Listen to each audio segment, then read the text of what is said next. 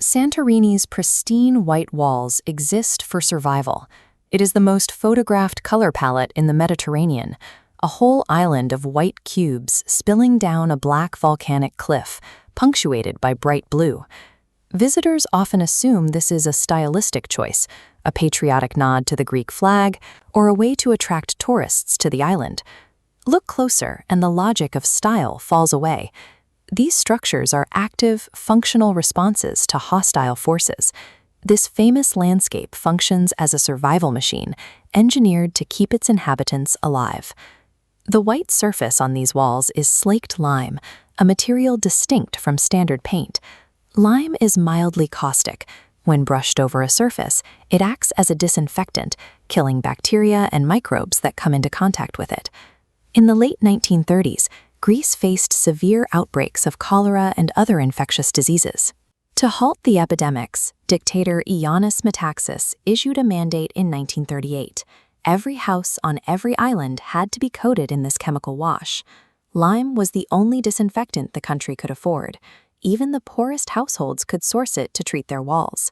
The defining look of the Greek islands was born from a desperate public health measure to halt a deadly plague. Beyond disease, the island presents a second threat.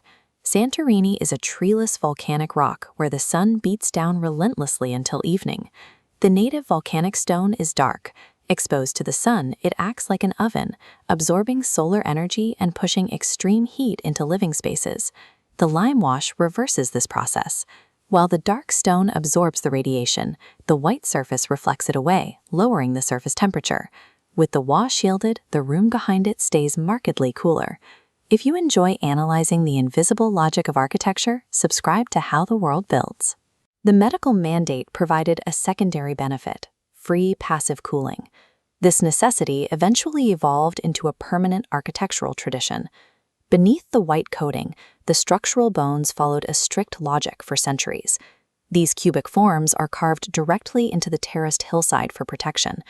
These shapes respond to the Meltemi, the violent, scouring winds that batter the Cyclades throughout the summer. A pitched roof catches summer winds like a sail, risking destruction. A flat roof lets air flow over harmlessly.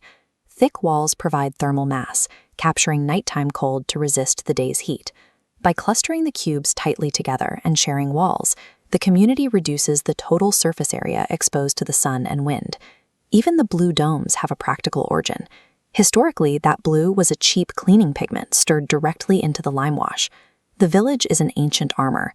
It deflects the wind, stores the cold, and minimizes exposure. This is the same landscape we saw at the start, but viewed through its functional reality.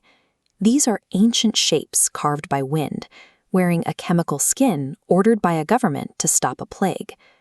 For nearly a century, we have looked at a health and climate machine and called it beautiful.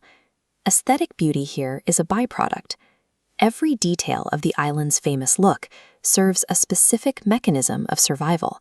That's how the Cyclades build. Tell us in the comments, what is a building you've always read as a style and never asked what problem it was quietly solving?